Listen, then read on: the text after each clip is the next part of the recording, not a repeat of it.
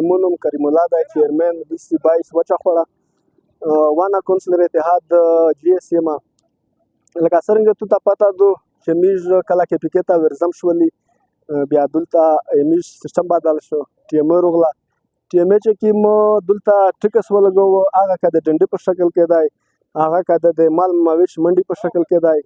که د کار پارکینګ په شکل کې دی اینکه مردرimi ټیکس رسی میږ کونسل بغیر بې پرول نه دی دا لګو کړی دی میږ په اعتماد کې نه یې وخستی چې کله دا ټیکس میږ ورته یایي چې ټیکس چې کوم جمع کیږي دا په دغه لور وزیرستان کې یوټیلایز کیږي دغه داسې لارې ورته جوړه کړې دي چې پابند میږ خبر نه وي کونسل نه به خبر شوی او میږ بالا حکام ته اصلي حکام ته د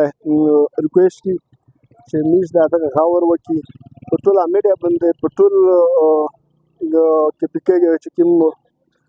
منسټر دی او د میږ کوم ایم پی دی په دا باندې میږ ریکویسټ وکړي چې دغه د انویسټیګیشن وشي دغه پوښتنه نشته نورعلي بھائی دا خو داسې خبره ده چې پټ انضمام شوی دی ټي ام راغلی دی بهرحال دی چې کوم میږ خپل طریقې کار دی چې دا ډانډه شول یا سټینډ شول یا